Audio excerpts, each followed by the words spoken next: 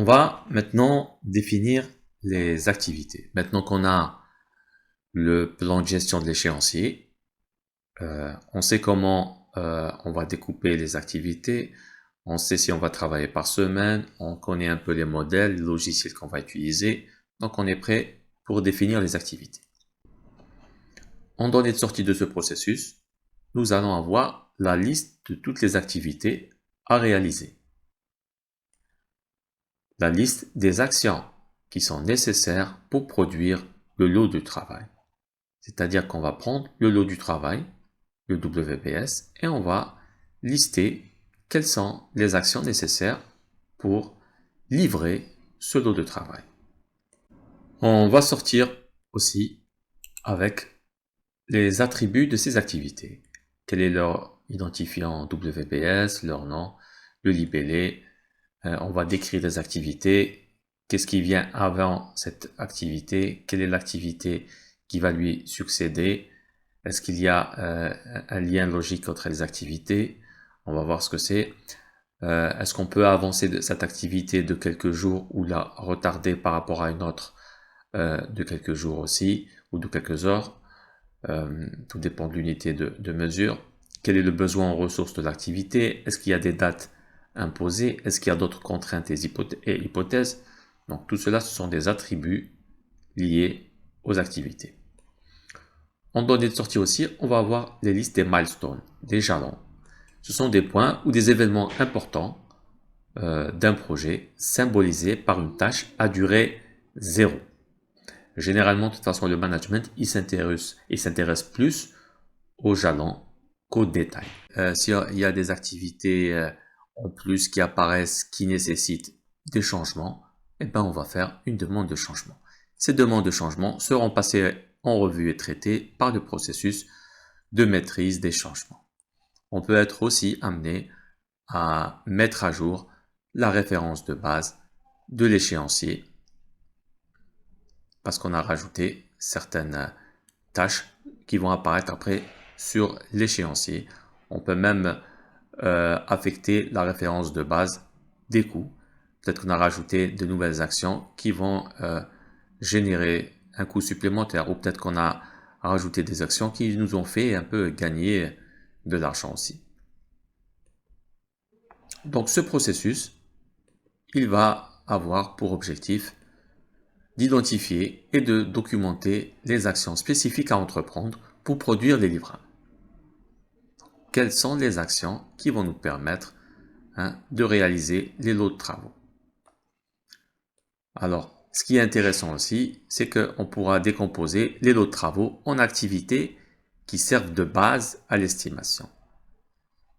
Donc, on va détailler des actions et ça va devenir encore plus facile d'estimer ces actions, de les planifier, de les exécuter et surtout de les contrôler et de les maîtriser. Le processus 6.2, définir les activités, va nous donner en sortie la liste des activités. C'est la liste des actions à réaliser pour livrer le lot de travail. On va aussi générer l'attribut des activités. Ce sont les détails liés à chaque activité. Et puis, la liste des dates clés aussi, des actions à réaliser. C'est la liste des jalons, des milestones. Et si le référentiel de base de l'échéancier est déjà approuvé, pour le modifier, il va nous falloir une demande de changement. La demande de changement, après, elle va atterrir au niveau du processus, effectuer la gestion intégrée des changements. Donc, ces éléments-là, la liste des activités, attributs et liste des jalons, va devenir et va faire partie des documents du projet. On peut être aussi amené à mettre à jour certaines parties du plan de management du projet, comme la référence de base de l'échéancier. Si on rajoute des tâches, ça peut décaler certaines dates clés, ça peut décaler certaines tâches. Donc, pour cela, on peut être amené à modifier cette référence de base. On peut modifier aussi la référence de base des coûts si on rajoute des tâches qui ont un certain coût. Donc, on va mettre à jour les références de base. Mais comme ce sont des références de base, Ça veut dire qu'elles ont été approuvées. Et pour modifier une référence de base, on est obligé de faire une demande de changement. On ne peut pas la mettre à jour aussi facilement. Ces éléments ont nécessité comme donnée d'entrée le plan de gestion de l'échéancier.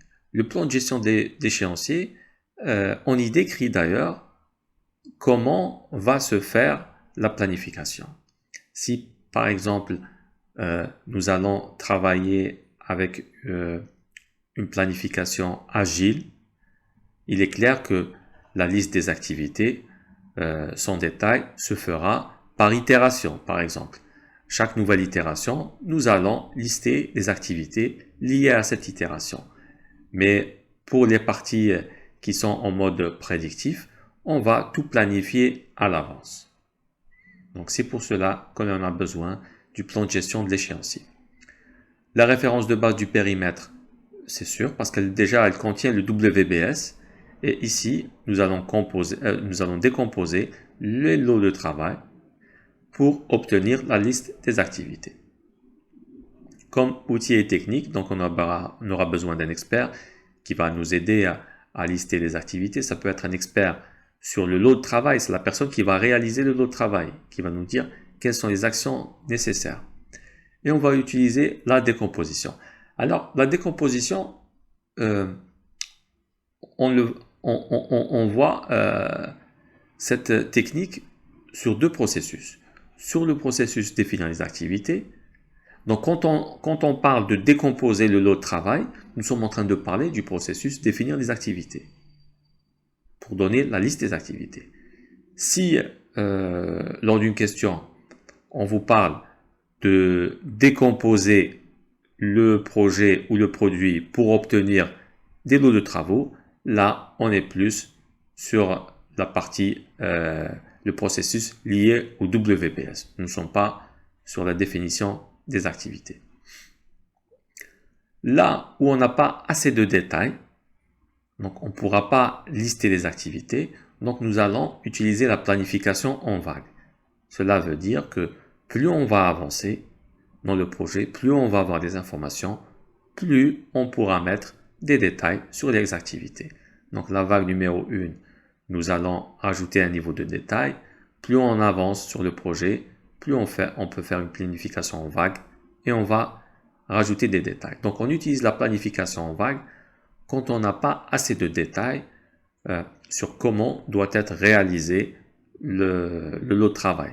Sur par exemple quel est le besoin exact du client. Donc on attend d'avancer sur le projet pour détailler le projet. Donc c'est pour ça qu'on appelle ça planification en vague, en plusieurs successions de vagues. Tout cela se fait lors aussi de réunions. Et quand on décompose, on peut faire comme un tableau Excel. Sur une colonne, on met le lot de travail. Sur une autre, on met à côté de chaque lot de travail quel est le livrable concerné. On peut rajouter après une troisième colonne où on met les activités. Et on peut même rajouter une dernière colonne où on met le nom ou la personne qui est chargée de réaliser cette activité, par exemple. Comme outil et technique, on aura besoin d'un expert, par exemple pour nous parler des projets précédents. Peut-être qu'il a des connaissances spécialisées par rapport au lot de travail qu'il faut décomposer. Et on fera une décomposition. On va découper le périmètre et les livrables en éléments bien sûr plus petits et plus faciles à gérer. La décomposition, elle est faite par la personne responsable du lot, bien sûr. Et la séance de décomposition doit être aussi interactive pour étudier les alternatives, pour détecter des risques ou évaluer par exemple le niveau de confiance de l'équipe dans cette décomposition.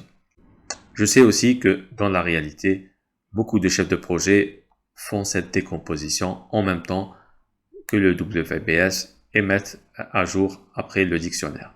Pour la planification en vague, les travaux à court terme sont planifiés en détail et les autres de manière générale. Tout cela pendant les réunions, qui peuvent être face à face, virtuelles, formelles ou même informel.